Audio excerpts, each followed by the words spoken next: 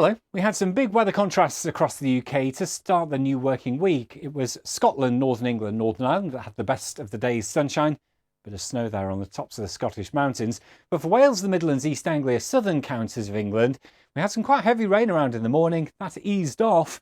But even in the afternoon, there was occasional spit of drizzle in the air and cloud was reluctant to break up. Now on Tuesday, that cloud's going to become more extensive.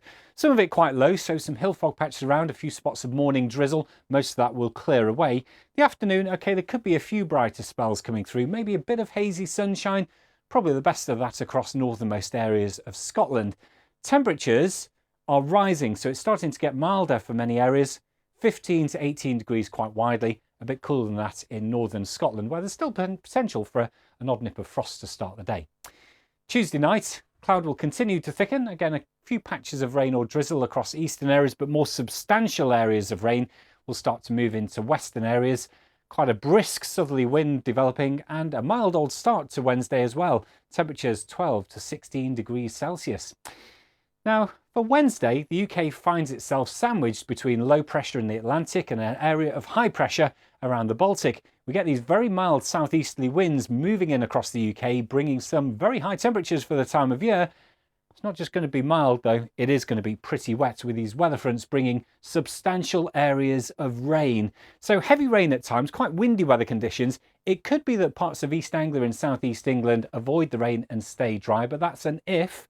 Temperatures may well reach the low 20s in the warmest spots, but for most of the UK, yes, mild temperatures into the upper teens, but pretty wet and pretty windy as well. Heading into Thursday, the rain will have moved out of the way into the continent, and what follows, well, a few morning mist and fog patches, but otherwise, a much better chance of seeing at least a bit of sunshine through the day.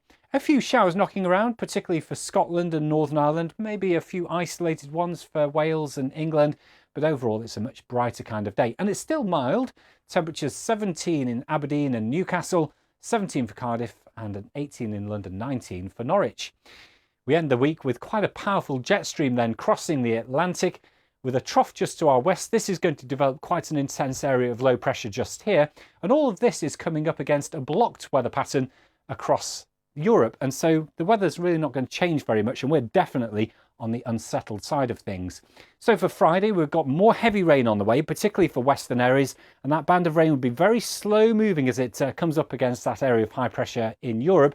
Very windy weather conditions as well, with gales developing, probably gusts of wind around 50 or 60 miles an hour, but we'll firm up on that over the next few days. Temperatures getting a bit closer to average, but still a degree or so above average for the time of year. Then the weekend, the jet stream stays strong across the Atlantic, so here comes another area of low pressure.